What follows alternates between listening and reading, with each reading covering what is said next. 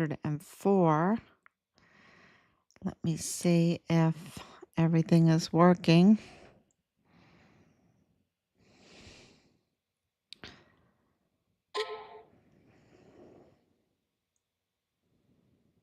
Looks like it. Okay.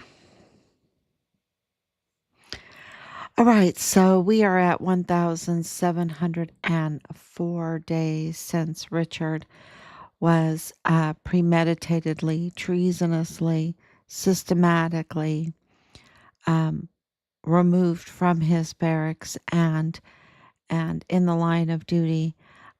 They took his life. They took his life for reporting.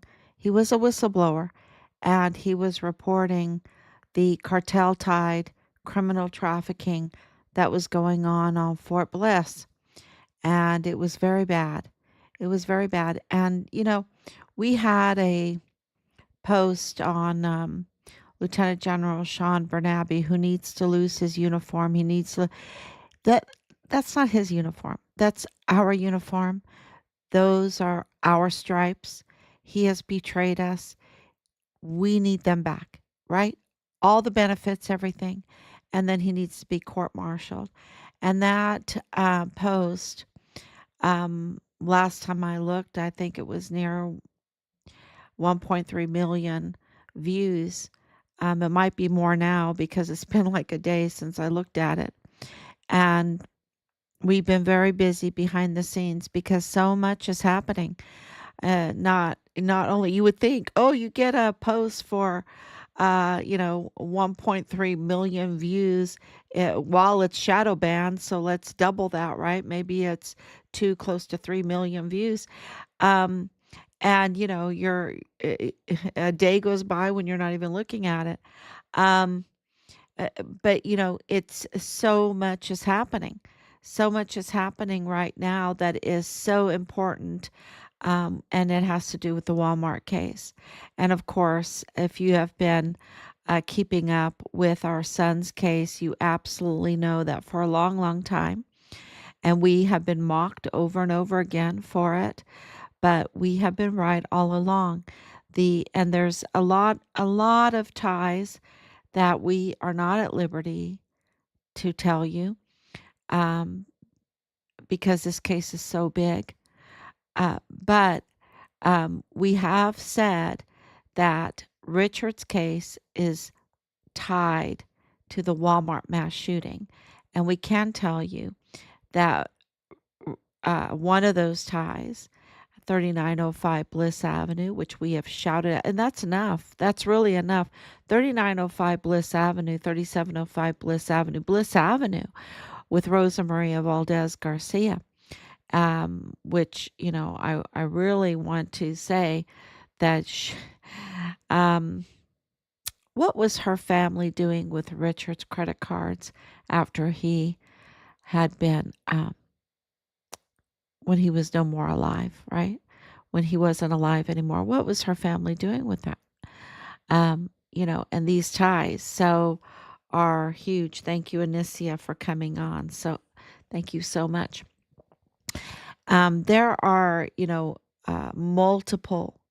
multiple ties with Richard's case with the Walmart mass shooting and Walmart mass shooting case. And we have made it clear over and over again that our evidence confirms that Richard's case was before the Walmart mass shooting. The Walmart mass shooting happened on August 3rd, 2019.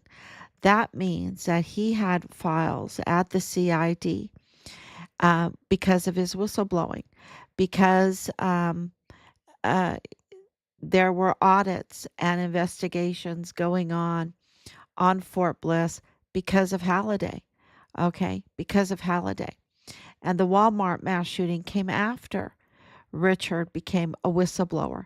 That's really important for the timeline for everyone to understand, because it reveals that the CID office there in Fort Bliss was well aware of who Richard Halliday was, that they already had a file on him. Okay. And the Walmart mass shooting then becomes a little bit clearer, because if Richard had the wind at his back as a whistleblower before the Walmart mass shooting case, that means that the Trump administration was the ones that gave it the wind, right? Gave it the audits, gave it the investigations. It was, and we see the difference. Just what a few months makes, right? 5 months ago compared to now, you see the difference that a few months make. We have the Sinaloa cartel designated as the Big T organization. We have U.S. aid, which is very, very important to this whole case, as funding um, so many of these NGOs and media. We have the ending of public, what is it, NPR. This is hitting Angela Kacherga very hard. Um, for and she's up to no good, right? So that is a very good thing.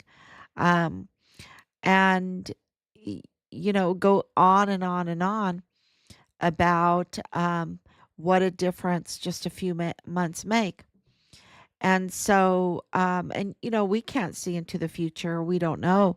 We have been, we just knew it was the right thing to do to fight for our son, um, to get to the truth of it all. That we knew that when we received the autopsies, and um, witness reports from DES Thomas Kane, and from the DHS, really Department of State, because he was liaison to the Department of State, Jaime Corona, and of course, Nadal Baim, and others, right? When we got those, that all that information and pieced it together and everything, clearly, um, Richard's remains were very disrespected and violently, and they had to hide him in multiple places. And why did he do that? What was the motive for that? Well, it was Vanessa Guillen's case. Vanessa Guillen's case was a huge motive to make sure that um, they would uh, get rid of evidence, because there was really pressure with the Vanessa Guillen case. You had high officials absolutely getting fired. And then, of course, you had President Trump in office. Um, and, of course, under so much retaliation. Because, first and foremost, and I want to make this clear every time, and I don't think I make it clear as much as I should. That's why I wear this red hat, because I want people to understand, not because we are uh, blind followers or anything like that. We're not. We're not. We are absolutely going to hold President Trump's feet to the fire as the President of the United States to get us justice for our son, because he is the commander in chief. We're absolutely going to do that. Um, and we're very grateful for what he's done so far and what he's up against. We absolutely understand what he's up against, and we want to make it. The deep state. The deep state is pretty powerful, y'all, and pretty wealthy, so they can buy a lot, and buy a lot of people for you know um, to be up to no good. I got to be very careful how I say everything, because you know you don't want to get strikes, right? You don't want to get strikes. So, um, getting back to um, my train of thought is everywhere. My train of thought is everywhere, because it's at the Walmart mass shooting. And we want to make it very, very clear that the number one target of the Walmart mass shooting was President Trump. Okay? Was President Trump. And, I'm not, and I think I've said this before, he became number 47. But absolutely it's the evidence that absolutely yells it that the false narratives that we know now are false narratives, right?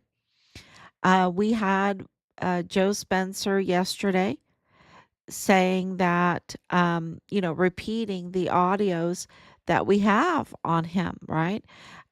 So he was absolutely claiming those audios to be valid, to be authentic, and they are authentic.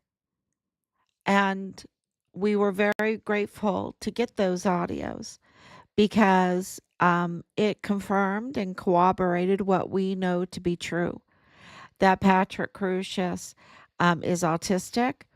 He has a severe mental health condition that he has had since he was a young boy. Um, and this is the breaking news. This is the breaking news. With that revelation, and remember, Bob Moore mocked us for saying it, mocked us for even questioning, mocked us for being Americans, right? Americans with free speech. That's what I mean about mocking us for being Americans. To question the judicial process, to question the investigation, to question general leadership, to question um, anything is Americana. We do not march um, the goose, what is it, the goose step? We do not march the goose step. We're all for esprit de corps. We're all for an army of one. But we're not Borgs. We're not machine. We're allowed to question, to ask. And Bob Moore mocked us for that about Patrick Crusius being autistic and even came on a live stream to do that. And so now we have confirmation by Patrick Crusius's own defense attorney, Joe Spencer. And he has known this. He has known um, because, as Loretta Lynn Hewitt, the prosecutor for a time period, revealed in a hearing, there is long childhood records. And all you have to do is talk to some of his neighbors. Um, and of course, uh, Joe Spencer needs to request Patrick Crusius's school records, but absolutely just by talking to him, just by being around. I mean, just by watching him on the videos, I absolutely red flags went up and I was like, "Oh my gosh, he has autism." That's that's what it seemed to me. And now it's been confirmed. And um and Joe Spencer knew that back in August of 2019. He knew that. He knew that he confirmed yesterday that he had lied to the federal court. Now, he didn't say, I confess to lying to the federal court. He didn't say that. He said, um, he repeated that he, on the, 2 days after Patrick Crusius, um, when he met Patrick Crusius, he said, "Hi, my name is Joe Spencer, and just because my name's Spencer doesn't, I'm Hispanic. Uh, my ASS is 100% brown, right? My ASS is 100% brown. And do you have a problem with that?" And, Patrick Crusius is like, "I don't have any racism." So, he knew 2 days after, but he knew, you know, any good defense lawyer will say, "Wait a minute, my client surrendered twice." Well, he surrendered twice, y'all. And the picture that you see him in surrendering the second time is to a Hispanic police officer, right? It's it's to a Hispanic officer. And come on. And then you would say, "Okay, where's the evidence?" His shoes look clean, his pants look clean, his shirt looks clean. You're saying that he committed these crimes with hate-filled rage, point blank, and yet his shoes are clean, his pants are clean, his t-shirt's clean, and he's surrendering minutes afterwards to a Hispanic officer, and he only used one clip in his, well, I don't know the weapons, AR whatever, AR-47, is that what it is? Anyway, um, but one clip, I mean, it's the most ridiculous narrative. And then they go years and years and years where they don't want to give you the forensics. They don't want to give you the forensics, like, at the outside part of Walmart, the forensics that happened in the mall, in Cielo Vista Mall, the forensics that happened inside, and then, you know, uh, it is very interesting that Joe Spencer was allowed to do so many violations, and it rises to, really, I can't name other criminals that have done the harm that Joe Spencer has done. And this is a breaking news that Joe Spencer, knowing all of this, never sought to have the state conduct a mental health evaluation on Patrick Crusius. At no time did Joe Spencer seek to have a mental health evaluation done by the state.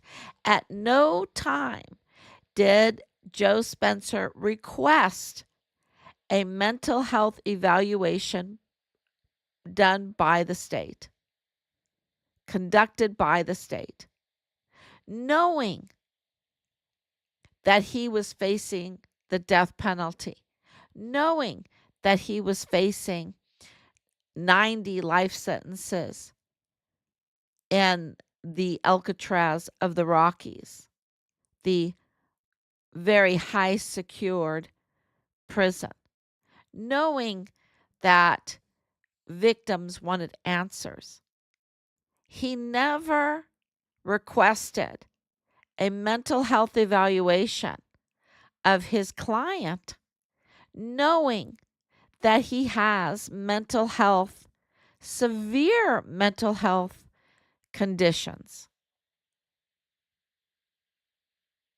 Now, that's just egregious. And then he allows the stories about white supremacy and just hate to be propagated. And then when things get heated, years in, right? He parades Patrick Crusius, who has lost so much weight, right? He parades, and we all need to pray for Patrick Crusius's life. Okay, we need to pray for his life because so many people,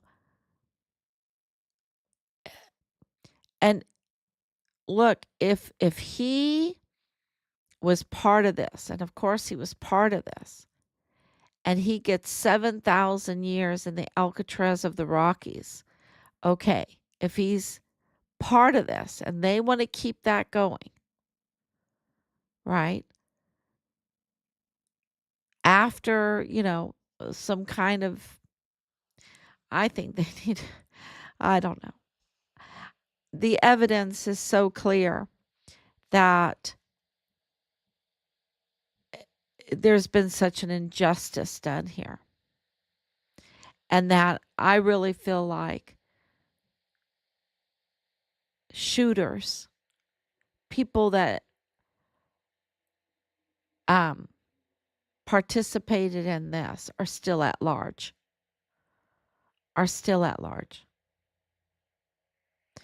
And because of politics, they don't want you to say it. They're playing politics. Sorry. With this whole thing. And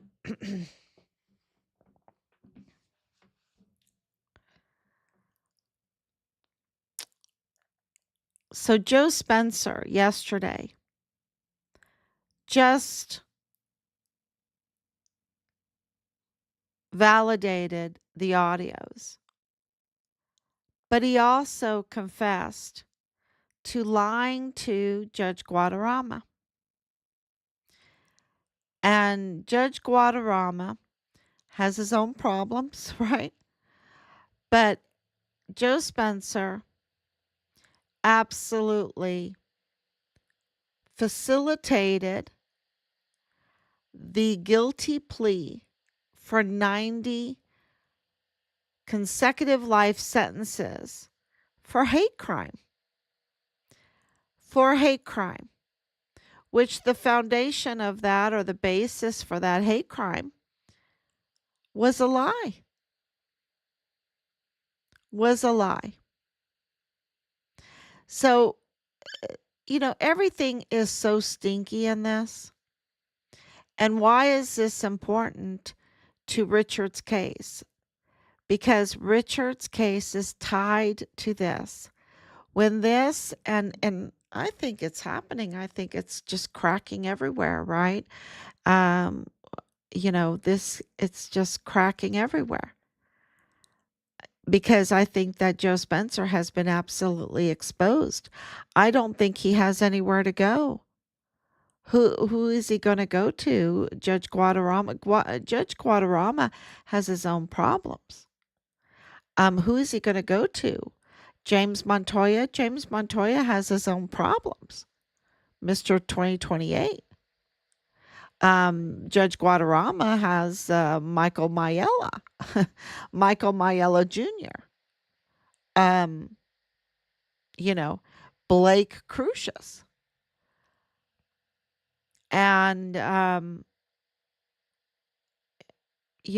where is I just don't see Joe Spencer. Who is he going to go to? Bob Moore? Because Bob Moore is really um his I almost want to say partner in crime. Can I say that? Partner in crime? Because Bob Moore is the media and has the money behind him to spread as a force multiplier to other outlets his false stories. And those false stories, what he wrote about Richard, absolutely a false story, misleading people. Um, and the false stories about Patrick Crusius, where he is still not reporting correctly, still trying to smear Patrick Crusius in a false way. If you're going to say that Patrick Crusius was involved in all of this, okay, you can say Patrick Crusius was involved in all of this. He surrendered himself, right? But let's ask Blake Crusius. Let's ask Michael Mayella Jr. Let's ask Jonathan Ambrose. Let's ask Dallas Hart. Let's ask Ernest Christopher Grant. Um, right? Let's ask those that, you know, um, I would think would have information. And who profited off of this? I mean, they organized this, and even with the slogan, the media put together a slogan, El Paso strong, right? El Paso strong, and which is a good slogan, right? But you see that's what like a producer does. Like there was a producer involved in this. And we're talking about people getting killed. We're talking about the division of El Paso. We're talking about lying to the public, meaning the international public, everybody. We're talking about the division between uh, countries, between Mexico and the United States. And I would even say Germany and the United States, because Alexander Gerhard Hofmann was German. And, I read the German articles. I saved the German articles. Some of them are hard to find now, but I saved them. But, it's just, it gives the United States a very bad light. And then to have this to go on and on and on just because Joe Spencer wants an open checkbook from the taxpayers, because that's what that form was where Patrick Crusius signed Pat C. That was that form. That form that was signed Pat C on August 4th, 2019, and was approved, where he claims he has 000 income, 000 000. There wasn't one farthing, not a half a penny, not anything on that paper that he had. Yet he had gas, he had a car, he had car insurance, he had Wi-Fi, he had a computer, he supposedly purchased his weapon online. He had a very nice apartment in San Antonio. Uh, you know, he had a shirt on his back, shoes on his feet, and he went in and bought an orange. Yet on the application for a appointed lawyer, right? For an appointed um, lawyer, it's 000 000.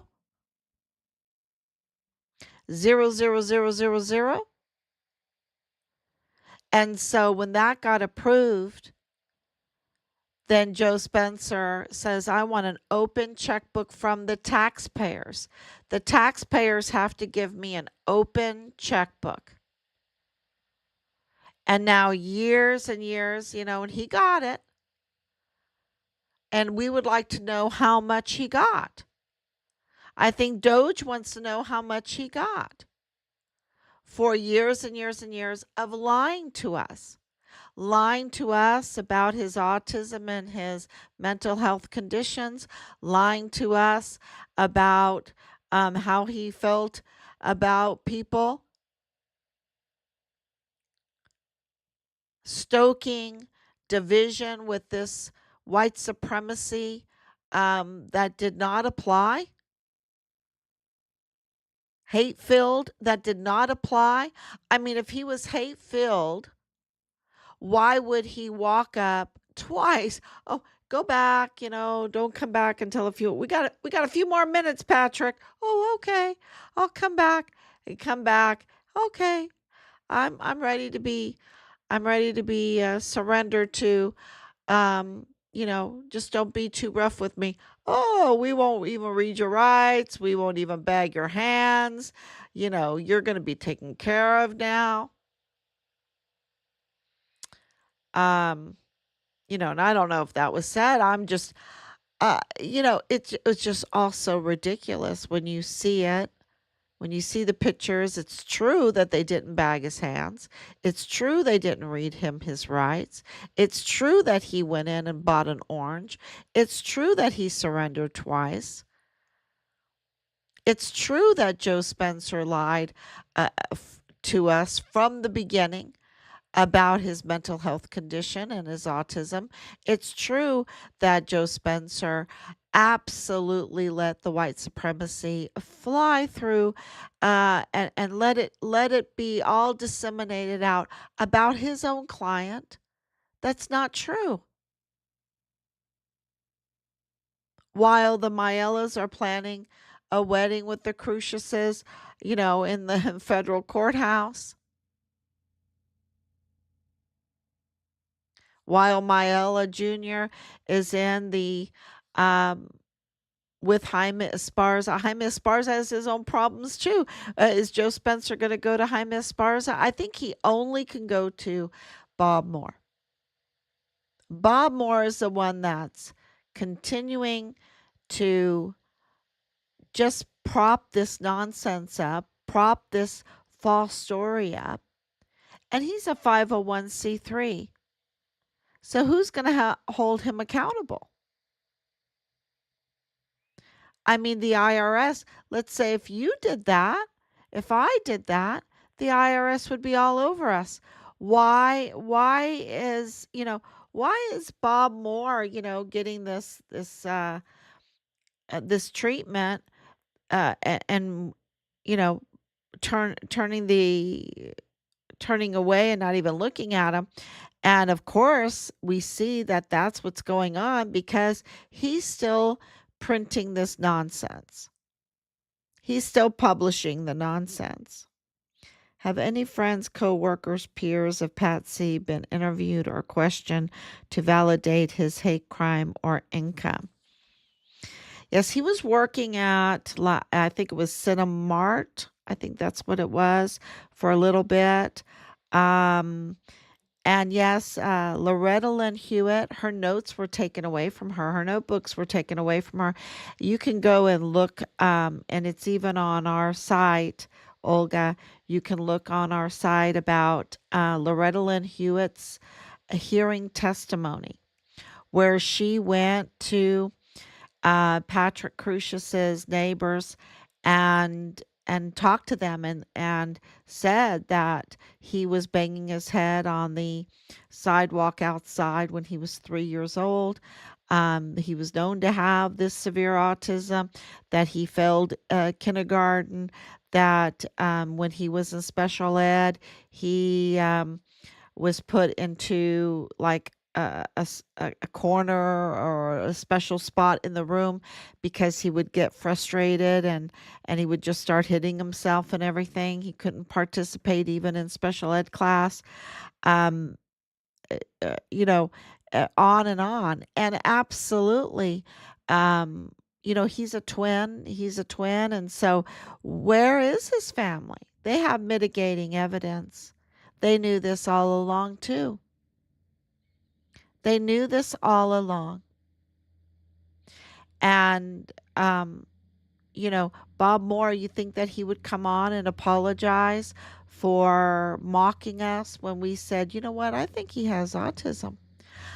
Something is not right. And then when you go to Judge Guadarrama's ruling on that paper, it says that he has a severe mental health condition.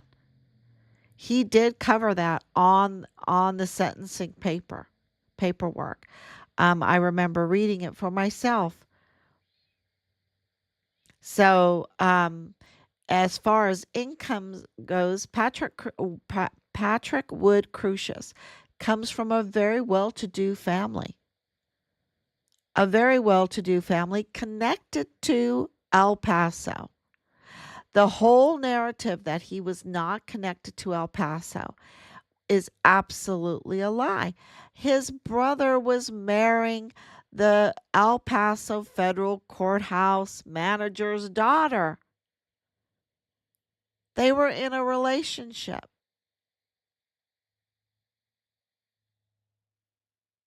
And, you know, they're married. It's and the brother Michael Mayella Jr. was Walmart security, working with Jaime Esparza in the DA's office because he is an award-winning hacker, an award-winning computer hacker. That's not me making it up, you know. And I'm thinking he scrubbed it, but I took the screenshots. You can go on and look it up, but you can, maybe he didn't scrub it, but he's an award-winning hacker and he was working for Walmart security. What? Because look at the picture that we have of Patrick Crucius. There's no shells in the background, and don't forget that what was his name? Um, he had the nickname that was shot right outside of the entrance of it, right? So there should be shells in the background. Uh, and there's a getaway car. We know that there's a getaway car. Um, we know that the timing of everything is not right. We have several articles, uh, that are out there that are very good that we posted. Maybe I should repost those. They're very good. Well, one from Medium is an amazing article. I think he should get an award. The writer, I'm sure he got retaliated against for writing it, but it is like an amazing article. And um, I will push for him to get an award one day if I can, because it's very important for the truth to get out. And he had the courage to try to get the truth out. You can go on Medium. I should post it um, again, but yeah. So the information is out there that Patrick Cruciate, because the whole, what taxpayers want to know is how much was spent, and it was over 30 million in 2023. So there's been an enormous amount of money spent on the Walmart mass shooting case, and of course on Richard Halliday's case. Enormous amount.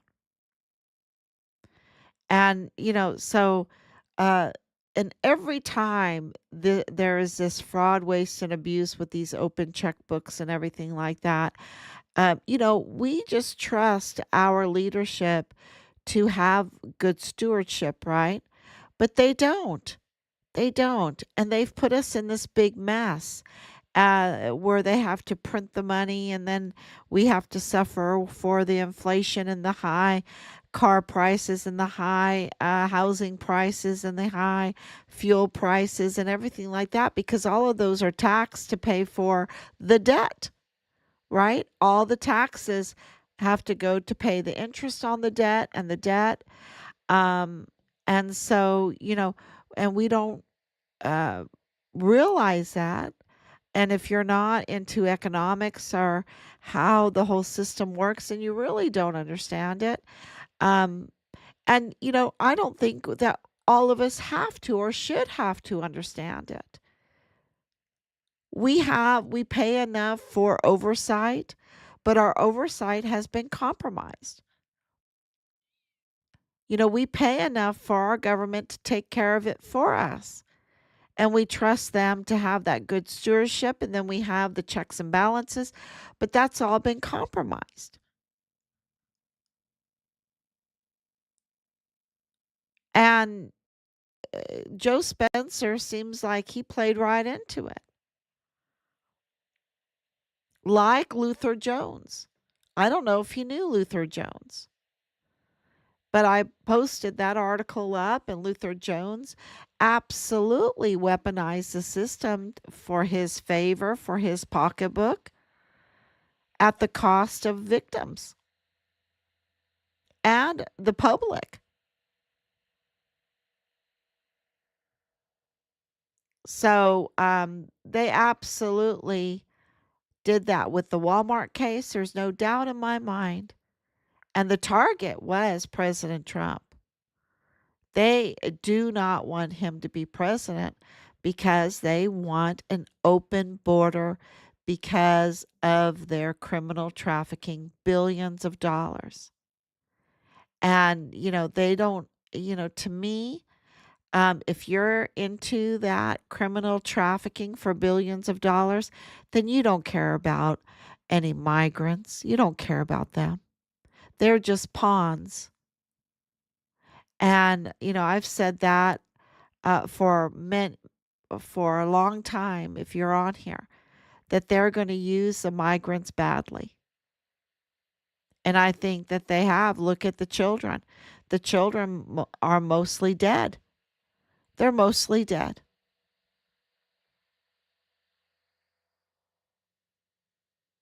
and there are hundreds of thousands of them. And now we see in Mexico that there are these camps, these death camps, literally with the, um, what do you call those? Anyway, the ovens, it's late. It's midnight, midnight. Um, crematoriums or whatever. Anyway,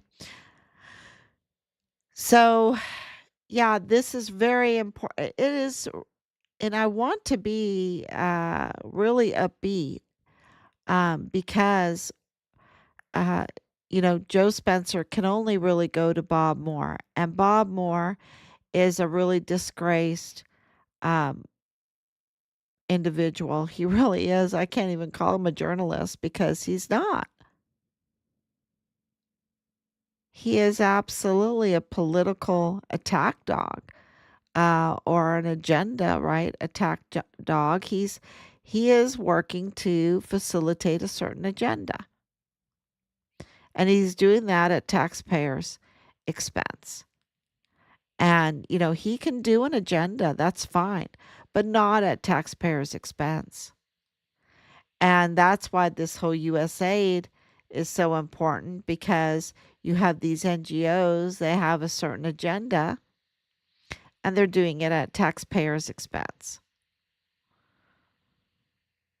And that is part of Richard's case too. That's for another day. But today is huge because of Joe Spencer um, absolutely confessing, which I never thought he would ever do that, but confessing that Patrick Crusius, yes, is autistic and severe mentally has severe mental health condition, and also that he is not a white supremacist, he's not a racist. And that means that he lied to the federal court and facilitated the guilty plea for Patrick Crusius for the ADX, which is the Alcatraz of the Rockies, for almost 7,000 years, 90 consecutive life sentences for hate crimes. For hate crimes. Something is very stinky and something is very wrong. So, uh, thank you so much. Yes, please repost it so we can share. I will. As soon as I get off the live stream, I will post it. It's a very good article. Um, it's from Medium. It's on that on Medium. Okay, so thank you so much, everyone. God bless you. Thank you for sharing and the sharing. And I really want to stress this. That million views, those shares, and Olga, thank you so much. Anicia, thank you so much. Danielle, thank you so much for all the sharing. We are a country of the people, by the people, for the people. And it is, I can tell you, social media that is really the news today because Bob Moore is working for somebody at, well, El Paso Matters, which is El Paso Community Foundation. We have a real problem with the legacy media today giving us the truth. And so the truth comes through you from sharing and asking questions. And you can ask me any question. You can ask me any question in these chats. I will do my utmost to answer them as authentically and honestly as I can. What they did to Richard is absolutely, something that you can never, ever, ever allow to happen. And it was on our military base. And this is a national security, this is international. And so for you to share is very, very important. And we are very, very grateful. So thank you for liking and sharing and commenting. And I will be back tomorrow, God willing. Thank you. Bye bye.